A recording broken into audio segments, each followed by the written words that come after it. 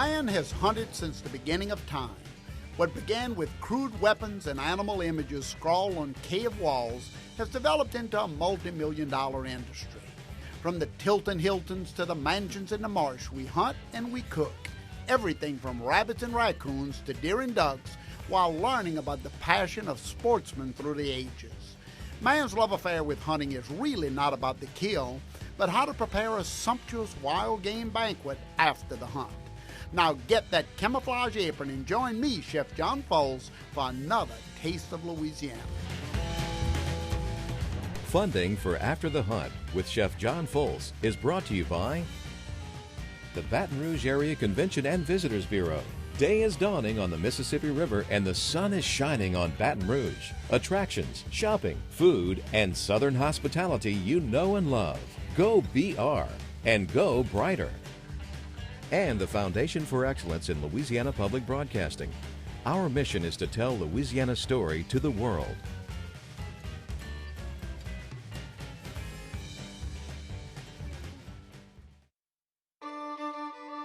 And by the Louisiana Department of Culture, Recreation, and Tourism.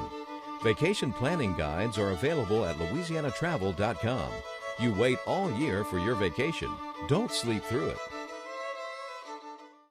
Dashing through the snow in a one-horse open sleigh.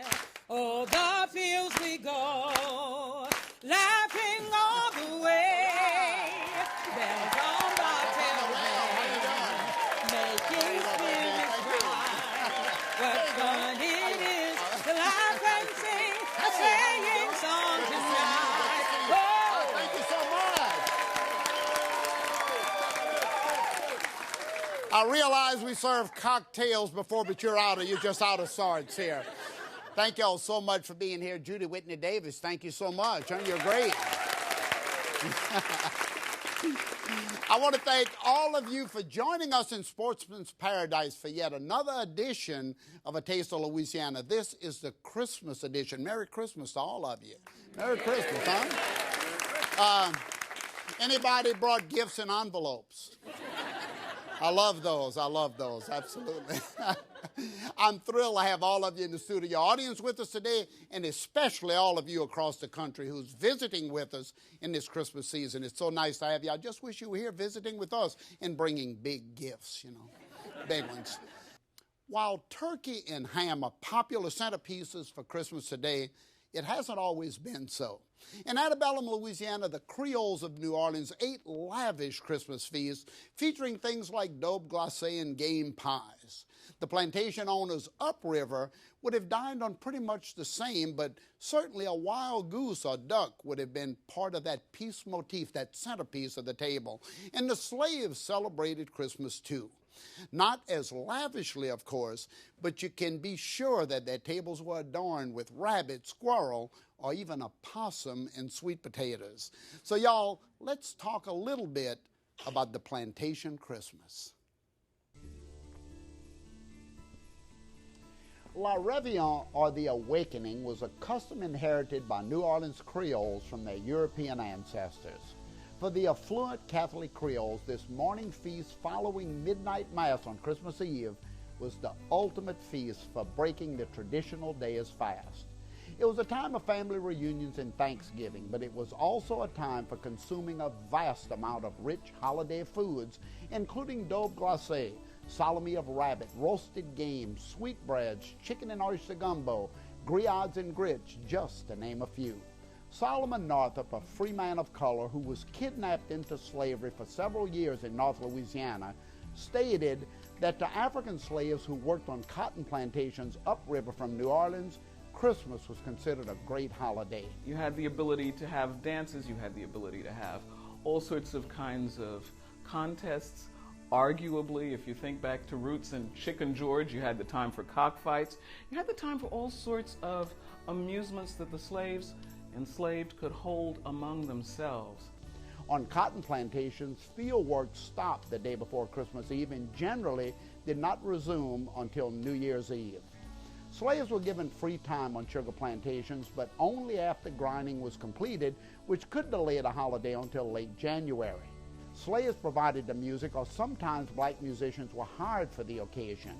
Some slave musicians earned extra money during this time of year by playing for plantation events. In fact, the Shreveport Ethiopian Band was one such prominent group. Customarily, slaves gathered outside the big house on Christmas morning to receive gifts from the plantation owner. Men sometimes got hats as a gift from the plantation owners. Old house servants, house slaves, might get clothing. Whether Christmas dinner consisted of venison and roast goose at the master's table or roasted possum and taters for the slaves, it was a celebration for all. All right. All right,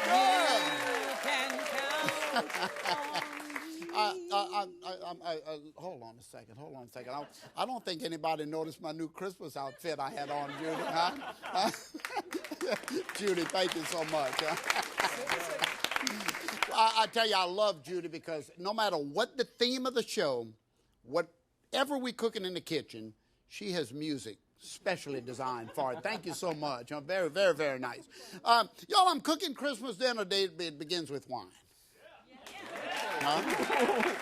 I've always found that by pouring generous portions of wine into the glass of my guests, always made them a lot more fun.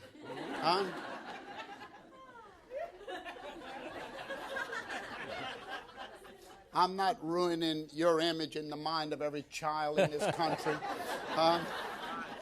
Absolutely. Hey, bonne année. Bonne année. Joyeux Noël. Joyeux Noël. Oh, I wish y'all could taste this. Oh, yeah. Good stuff, good stuff. Jessica, welcome. Jessica Harris, y'all, I introduced her just a minute ago. Food historian, authority on Africa and African-American cuisine and the African-American experience. It's so nice to have you with us today. Thank you. It's wonderful right being next here. to you, John Seago from the wonderful Pontchartrain Vineyards. Thanks so much for bringing the wine here, huh? Thank you. What would Christmas be without a little bit of that Joyeux Noël, I say, you know? And Papa Noel, nice to have you as well. Thank you. In the traditional Cajun Santa, the Papa Noel of the Cajuns, right here, wonderful, wonderful outfit. Thank you so much. The outfit's furnished by the Rural Life Museum. Now, you know, I noticed that accent doesn't sound like anywhere near Lapland to me. No, it's from down here. Well, of course, he's Cajun Santa. Why would he be from anywhere else, right? All right, y'all, let me tell you what I'm going to cook today. First of all, then we have to talk a lot about cooking. What would the planter have had on the plantation table? Well, first of all, the centerpiece of the table had to be grand. It had to be something that was hunted, obviously, out of the swamp floor pantry, right? You had to go out and harvest the game back then and harvest the table. Now, Jessica, most people, I don't think, realize that even the slaves back then were allowed to hunt and certainly carried guns at certain plantations. Tell us a little bit about that. Well, one of the things that I found fascinating in research I've been doing recently is that George Washington actually had an enslaved gamekeeper whose name was Sambo Anderson. And Sam Anderson actually had tribal markings. And he had a gun. He had a gun, and George Washington knew that he had a gun, and he would, you know, sort of patrol the perimeters. He was his gameskeeper. Right. He would bring game, and he brought game to Washington. Washington actually purchased game from him, and when he had excess game that Washington didn't want to purchase, that he couldn't use, he actually sold it in a market run for slaves, by slaves, in Alexandria, Virginia. So there was commerce going on as well. Absolutely. And certainly some of those dollars could have been used to buy themselves out of slavery as well. In some cases, absolutely. Very, very interesting. We want to talk a little bit more about the slave influence on the table, African-American, the black hand in the pot, we call it so lovingly here. Y'all, on the wild boar, just to make sure you know this is a real wild boar.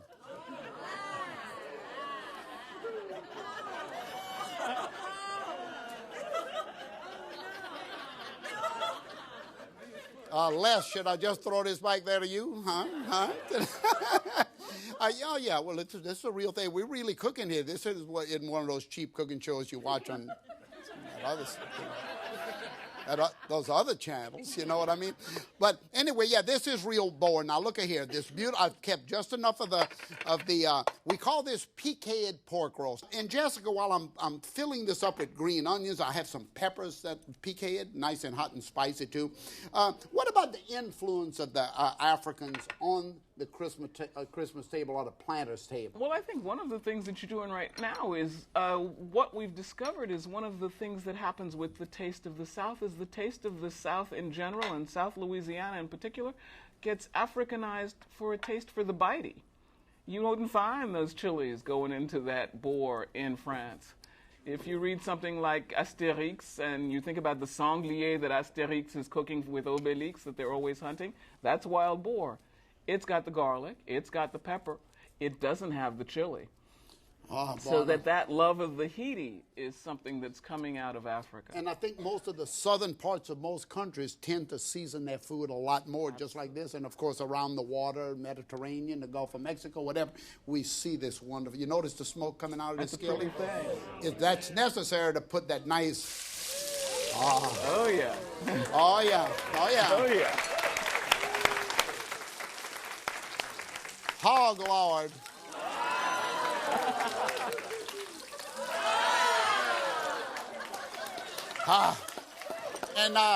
And you think your heart is large, huh? Oh yeah, that's some good stuff. This will keep you going, huh? Boy, I love it. Now I'm going to brown that just gently on both sides because this is going to go. Watch what I'm going to put into this. Let's assume that this is cooked for a while. I'm going to put all kind of nice things like this wonderful celery, carrots, onions, all of these big onions in here, fresh herbs. Boy, I wish you could taste that pork fat. I would put a little stock in the skillet like this.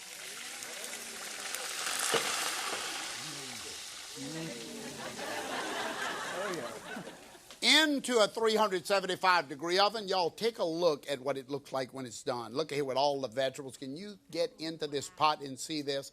Absolutely magnificent. And the pork ham, the wild boar ham is on the bone. Look at that. Oh, it's just beautiful. Oh. Y'all, today I got up early this morning, cooked breakfast for Jessica.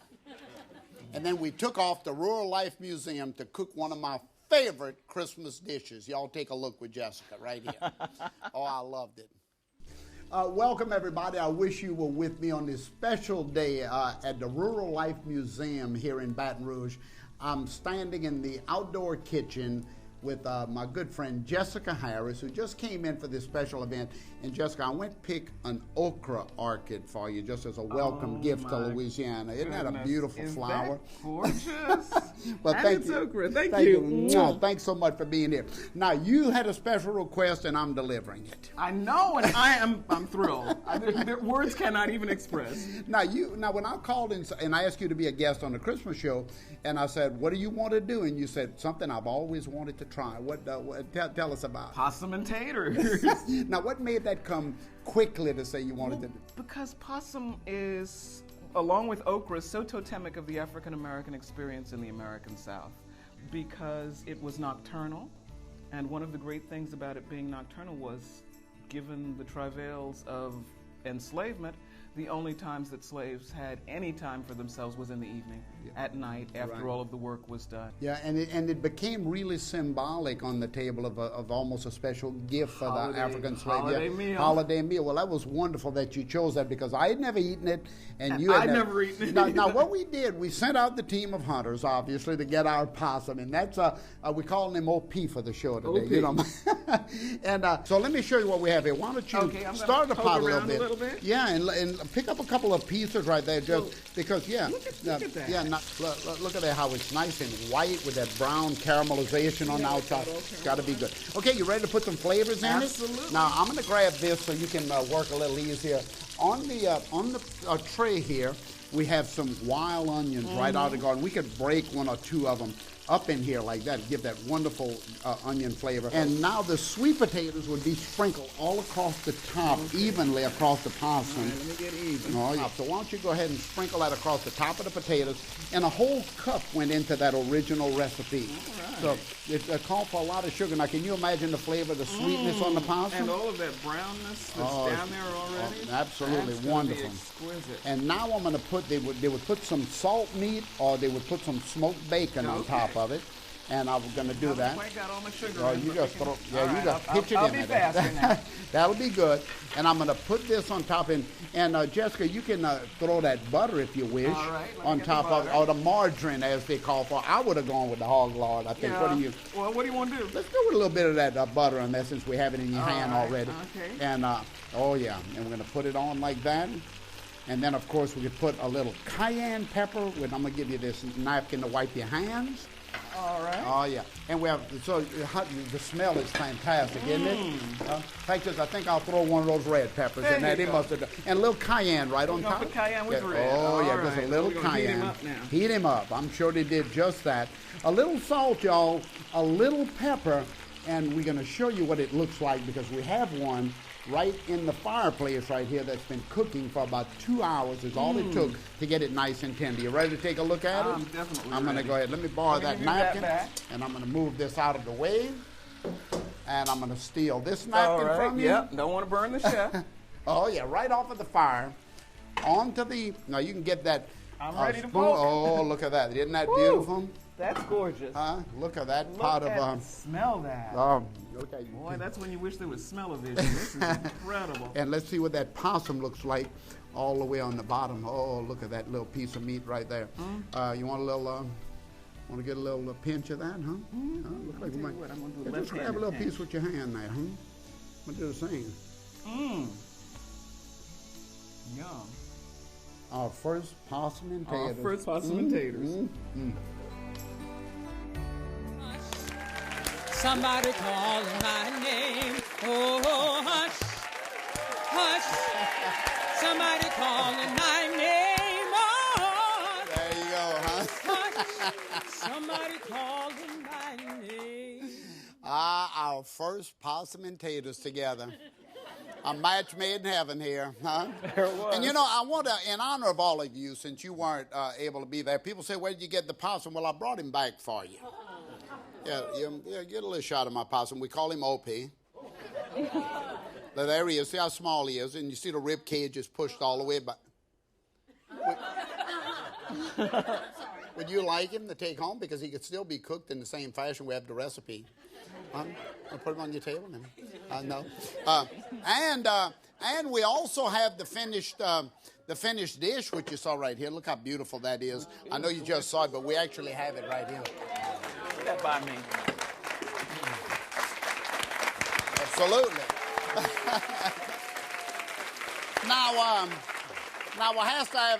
I must ask the question of our winemaker, John Seago from Pontchartrain Vineyards. As an experienced viniculturist, what would you? There you go. What would you throw down with the possum? Well, I got something to say. I mean, I hope it's constructive. Well, sure, it'll be But constructive. I'm really not familiar with, the possum. As Well, I'll let you taste. I'll go and let you taste some with bacon fat. Oh. Huh? No, you go ahead. No, go ahead. Go. No, but and listen, we don't make every wine for every dish at all. There it is. I tell you what, John has just also announced that he's running for political office, huh? Now, people always ask about where do we get our game from. And people are so wonderful to give us all of the game when we call in for it. There was a guy by the name of Kevin Carrier from Opelousas who went out and got some squirrel for us, but when we needed possum, somebody got it. When we needed boars, somebody got it. When we needed ducks and geese, people had tons of them. So when you ask, where did it come from, I always tell people, if you kill it, eat it. And if not, call me. And they did. So what about the next, so thanks to all of my great guys out there and suppliers of game. We appreciate it so much. Plus, the good news is, Beth, we did not have to buy it. It was free, huh? All right. The centerpiece of the plantation table at Christmas, the Speckle-bellied Goose. We call it ribeye in the sky. Salt. Y'all with me? We do not have anything called a salt-free diet here in Louisiana. Well, remember, the bonish structure of the goose on the inside, of course, will keep all of that salt and most of the pepper and garlic from coming out onto the meat itself. And I just really enjoy this. I mean, that's one of the things I love most about game, getting it ready for the pot. Inside, of course, a lot of wonderful apples, fruits wonderful with game. The Native Americans used to say that you should cook game with the food it eats. So if venison eats persimmon or wild berries, you should pick those to cook. And of course, Louisiana did grow apples, Anna and Ian Shimmer. The smoked meats of andouille and tasso and all of that. Y'all with me? Huh? You with me? Oh, yeah. Onions, celery, you got the idea. Now down into the pot. You notice that my pots are smoking before I put the meat in, right? Now, you would think that that's a fine French technique. It's actually I'm talking too long and my fire is too high, huh? I don't want to lie. I don't want to lie to you. I'm a man of my word. Yeah, absolutely. A little bit more of this fat, huh? No, what do you mean no, huh? A little hot sauce. Oh, a lot of good vegetables right down into it. Now we're going to let the goose, nothing satisfied a diner at a Christmas table at a plantation rather than the matching platters on each end of the big, long plantation table of food. So you would have a goose over here, you'd have goose over here. You'd have venison over here, you'd have venison there. And, of course, speckle-bellies was so plentiful in Louisiana, so fat, so juicy, and one of the easiest to cook, this would have definitely been part of that Christmas table. So we're going to stir this around a little bit and just brown it really well, get some nice flavors in. And, of course, like all braised dishes, and game loves braised dishes, and game loves wine. Is this expensive wine? Is this rather expensive? It's depends on how much money you make expensive, a year, but a good probably. quality wine will you need to pay something good for it. Should you cook with the wine you drink? Absolutely.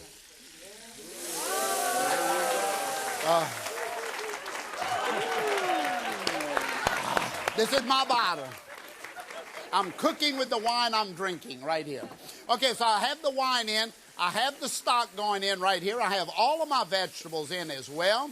And now we're going to just put a lid on this. Again, 375-degree oven. And y'all take a look at what it looks like when it's done. And I'm serving it on red German cabbage. Why?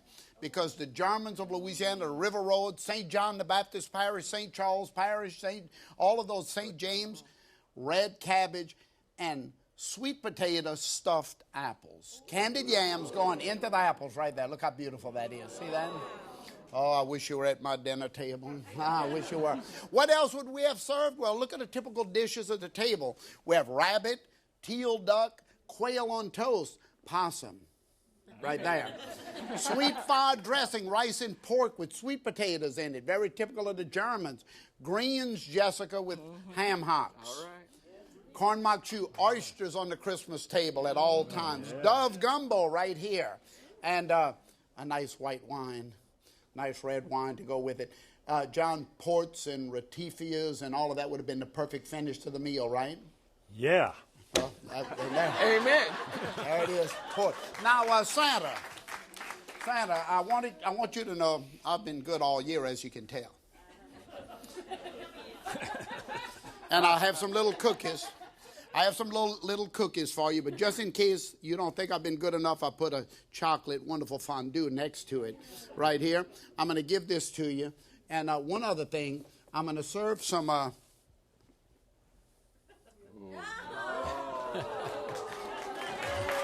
Get smoking cookies.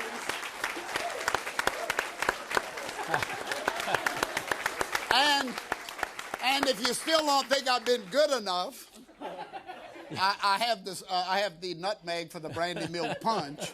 You know, y'all. It's so nice to have all of you here with us today. Jessica, John, Santa, thanks so much, and have a very, very merry Plantation Christmas. It's so nice to have y'all with us today.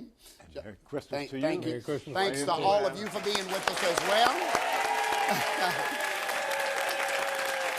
And thanks for joining us in the swamps of Louisiana for another fabulous feast of game and this wonderful, wonderful sportsman's paradise that we welcome all of you to come and experience. We want to wish you all a Merry Christmas, as we say here, Joyeux Noel to each and every one of you. Thank you so much for being here with us today. A toast to you. All of you, thank you so much, guys. Y'all take that wine, okay? There you go. Thank you.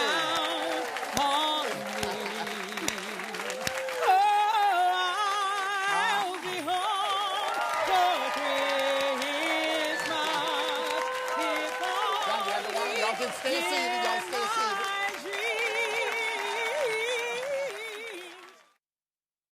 To purchase the After the Hunt cookbook by Chef John Folse, an After the Hunt t-shirt or program DVD, call the number on your screen. Funding for After the Hunt with Chef John Folse is brought to you by the Baton Rouge Area Convention and Visitors Bureau. Day is dawning on the Mississippi River and the sun is shining on Baton Rouge. Attractions, shopping, food, and Southern hospitality you know and love. Go BR and go brighter.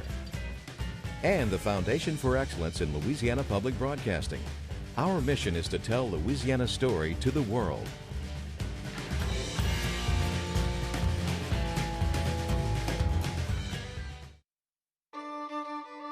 And by the Louisiana Department of Culture, Recreation, and Tourism.